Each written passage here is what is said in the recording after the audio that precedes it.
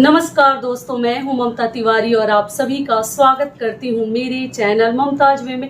कैसे हैं आप सब? तो ये बताने के लिए कमेंट बॉक्स में जय माता दी हमेशा की तरह जरूर लिखें। तो चलिए दोस्तों, आज हम इस वीडियो में जानेंगे बहुत सारी महत्वपूर्ण बातें मैं आपके साथ शेयर करूंगी जो हमारे द्वारा ये जो गलतियां हैं बिल्कुल नहीं होनी चाहिए। आप लोग गांठ बांध कर रख लीजिएगा। मैं आपके साथ 7 महत्वपूर्ण बातें शेयर करूंगी, तो हर महिलाएं, हर पुरुष या जो भी सुन रहे हैं जरूर याद करके रखिएगा कि हमें ये गलती नहीं करनी है। ठीक है, पहले जो है हम कहीं सुनी बातें ही जानते थे अपने बड़ों के द्वारा।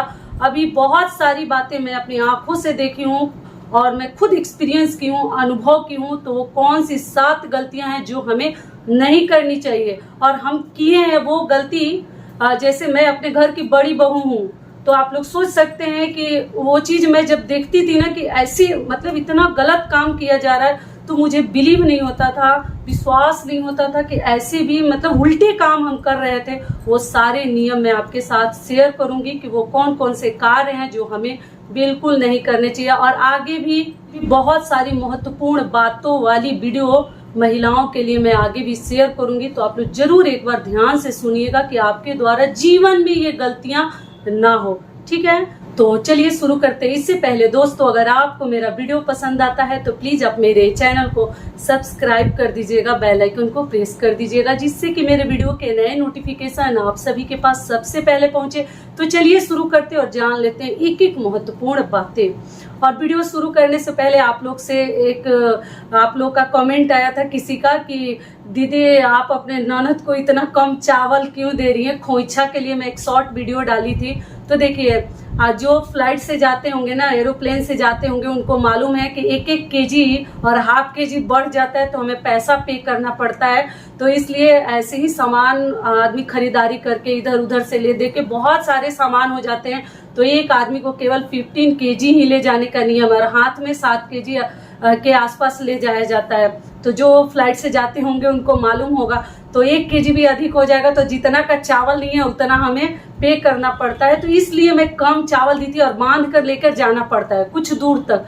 तो बहुत ज्यादा दे दो तो गांव में थाली भर के चावल दिया जाता है और देते भी है, कोई दिक्कत नहीं है। मुझे भी चावल देने में कोई दिक्कत नहीं था, लेकिन कैसे ले जाती वो 1 केजी बढ़ जाता तो जितना का चावल नहीं है उतना उनको पैसा देना पड़ता, इसलिए कम दी थी। जब इतना कुछ दे रहे हैं तो चावल देने में क्या है। तो आप लोग का कमेंट्स आया था, तो इसलिए सोची किसी का आया था तो सोची कि मैं आपके साथ ये बात बता दूं कि फ्लाइट से गए इसीलिए चावल कम दिए कि उनका जो है लगेज जो है वजन वाला हो जाएगा, मतलब अधिक बढ़ जाएगा 1-2 केजी, तो जिससे कि उनको नुकसान हो सकता था, पैसा देना पड़ता, तो इसलिए कम दी थी।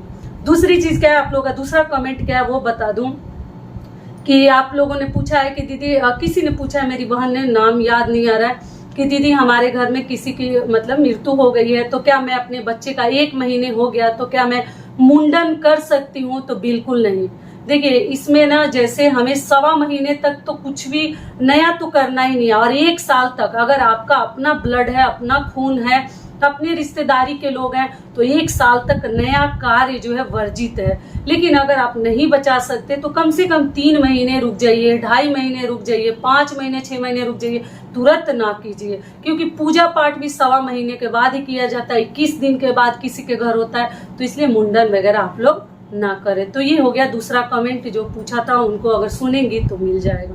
चलिए अब वो 7 महत्वपूर्ण बातें जान लेते हैं। तो सबसे पहले जो हमारा महत्वपूर्ण बात है वो क्या है कि देखिए, कभी भी हमें देखिए, ऐसे तो मैं बहुत सारी बातें ना बता चुकी हूँ, कह चुकी हूँ, लेकिन अभी मैं आंखों से देख कर आई हूँ। अभी भी लगता है कि वो सब चीजें सामने आता है तो जैसे हमारा ना जो रुआ होता है ना वो खड़ा हो जाता है, मतलब बॉडी जो है कंपन सा होने लगता है, सिहर जाता है। वो सब चीजें जब सोचती हूँ कि इतनी सच बातें हैं, तो इसलिए आप लोग ध्यान रखिएगा। तो सबसे पहली बात है कि शाम के समय बिल्कुल हमें भोजन नहीं करनी है। कितनी भी भूख लगी हो, संध्या के समय में भोजन नहीं करनी है। बहुत सारे लोगों को ये बात मालूम होगी और मैं बता चुकी हूँ, फिर भी याद दिलाना चाह रही हूँ। ठीक है, तो ये हो गया हमारा पहला नियम कि कभी संध्या के समय आप लोग भोजन ना करें। ठीक है, या तो पहले कर ले या तो आप बाद में करें, 7 बजे के आसपास करें, 6:45 के बाद से आप लोग कर सकते हैं। जैसे 6:45 तक ना करें,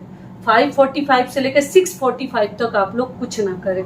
तो ये हो गया हमारा पहला नियम। दूसरा महत्वपूर्ण नियम क्या है कि रात को कभी भी, बहुत सारी मेरी बहनें ये गलती करती थी कि सुबह हम लोग बिजी रहते हैं, बच्चे स्कूल जाते हैं, हस्बैंड जॉब पे जाते हैं, तो रात को बहुत सारी बहनें मेरी लिखती दीदी हम लोग झाड़ू पोछा कर लेते हैं। बिल्कुल मत कीजिएगा। रात को जितनी उल्टा काम है ना वो हमें आज से बंद कर देने हैं। जो जानते हैं वो तो बहुत अच्छी बात है, लेकिन बहुत सारी नई लड़कियां हैं जो नहीं जानती है, तो रात को कभी झाड़ू पोछा ना करें।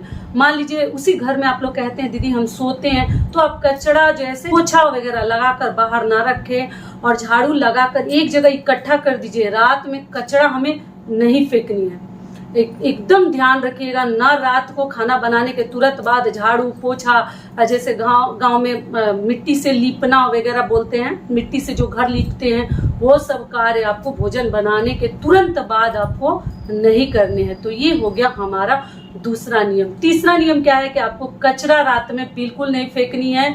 आप इकट्ठा करके रख दीजिए। छोटा बच्चे हैं, आपके छोटे बच्चे हैं, गंदा कर देते हैं, तो भी आप इकट्ठा करके रखिएगा। कभी कचरा को रात को फेंकने ना जाए, ठीक है। सारे अशुभ कार्य आपको बंद कर देने हैं। जो नहीं जानते उनके लिए बता दे रही हूँ। अगला नियम क्या है कि रात में पूरे किचन की साफ सफाई अच्छे से ना करें आप लोग। चूल्हा वगैरह ऐसा ना कि पूरा चमका दिए, सारे बर्तन चमका दिए। मैं बता चुकी हूँ, फिर भी याद दिलाना चाहती हूँ, बहुत अधिक खराब है। मैं अपनी आंखों से देख के आई हूँ और एक अनुभव करके आई हूँ कि कितना बुरा ये सब चीजें हैं। तो रात को आप लोग कढ़ाई तवा कम से कम ना धोएं, ठीक है। बाकी बर्तन चलिए मान लेती हूँ आपको जॉब पे जाना है या सुबह बच्चों का स्कूल है या जो भी है, आप लोग बर्तन धो सकते हैं, लेकिन कढ़ाई और तवा बिल्कुल ना धोएं। समझ में आ गया। कभी भी चूल्हा को एकदम चकाचक करके नहीं सोनी है और कढ़ाई और तवा को पक्का जूठा रखना है। मतलब जूठा मतलब क्या, उसको पानी वगैरह डाल के रख दीजिए, थोड़ा सा भिगो कर रख दीजिए, लेकिन आप कभी भी तवा और कढ़ाई को रात में ना धोए माजे, जो कि बिल्कुल अशुभ है। अगला महत्वपूर्ण नियम क्या है कि कोई भी कार्य आप लोग एक बार मत कीजिएगा। किसी भी प्रकार का कार्य हो, वो किसी को भोजन ही परोस रही हैं या किसी को जैसे दाल दे रही हैं, सब्जी दे रही हैं, चावल दे रही हैं, या किचन में दे या उसके सामने जैसे हम पंगत में बैठा कर खिलाते हैं, कभी भी एक बार ना दें। एक बार दे के थोड़ा सा ही गिरा दे, नियम कर दे, लेकिन जरूर कीजिए। एक बार कोई भी कार्य करना बहुत अधिक अशुभ है। किसी भी प्रकार का कार्य जो है आप एक बार मत कीजिए। श्रृंगार करना हो या वो किसी को भोजन परोसना हो, या जैसे एक ही पोछा से, जैसे एक ही पोछा लेके पूरे घर को उसी कपड़ा से हम पोछते निकल गए बाहर, वो भी सही नहीं है, ठीक है। इस बात का आप लोग ध्यान रखिएगा कि अगला नियम क्या है कि एक ही पोछा से पूरे घर को नहीं पोछनी है। एक रूम छोटा सा है, आप पोछ सकते हैं। मान लीजिए केवल आपके पास एक ही रूम है, तो भी उसको आप 2 बार नियम कर दीजिएगा। एक बार पोछा को धो दीजिएगा, उसके बाद उस रूम को फिर एक बार नियम कर दीजिएगा, लेकिन एक बार एक ही पोछा से कभी अपना घर आप लोग साफ ना करें। 2-3 बार बकेट में डुबोकर, भिगोकर, निचोड़कर फिर आप लोग पोछिएगा। ये भी क्लियर हो गया।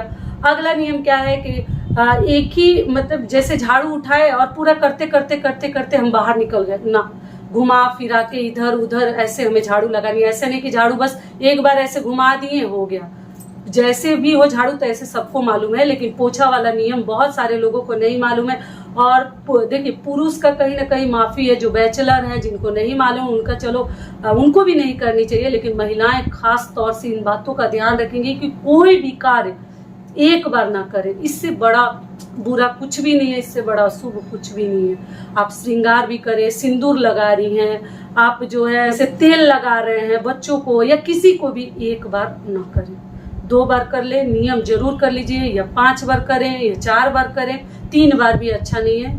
तो आप लोग इस बात का ध्यान रखिए। अगला और सबसे महत्वपूर्ण नियम क्या है कि दक्षिण दिशा के तरफ बच्चे हो, बड़े हो, बुजुर्ग हो, पुरुष हो, महिला हो, लड़कियां हो, जो भी हो, किसी भी प्रकार का कार्य दक्षिण दिशा की तरफ बैठकर ना करें, ठीक है। वो आप भोजन करने से लेकर सोना तो बिल्कुल अच्छा नहीं है, बिल्कुल अच्छा नहीं है। और पूजा आप लोग कहते हैं कि दीदी हमारा मंदिर जो है इसी प्रकार से है, तो देखिए मंदिर अगर ऐसे आपका दक्षिण दिशा है तो आप थोड़ा सा मंदिर को ऐसे ही रख दीजिए, आप खुद दूसरे दिशा में हो जाइए। कई बार मैं बता चुकी हूँ, लेकिन दक्षिण की तरफ किया हुआ हर कार्य, झाड़ू भी लगाना दक्षिण की तरफ से सही नहीं है, पोछा भी लगाना दक्षिण की तरफ से सही नहीं है, और दक्षिण की तरफ मुंह करके खाना बिल्कुल अच्छा नहीं है। मैं कैसे आप लोग को बताऊं कि कितना बुरा है, और जिनके सिर पे बीतता है, जिनके आंखों के सामने होता है, वो इस चीज को एक्सपीरियंस करेंगे।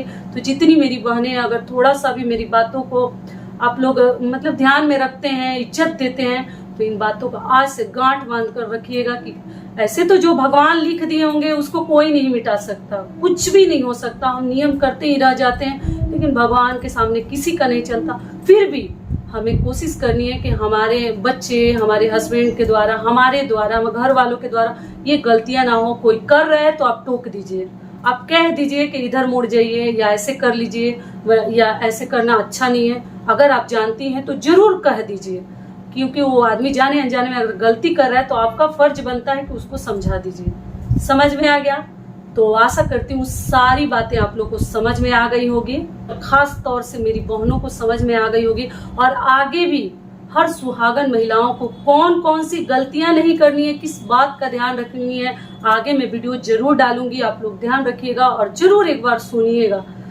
तो ये वीडियो मेरा यही तक का था। फिर मिलती हूँ एक नए वीडियो में, तब तक के लिए नमस्कार। स्वस्थ रहिए, सुरक्षित रहिए, और जहाँ कहीं भी रहिए खूब खुश रहिए।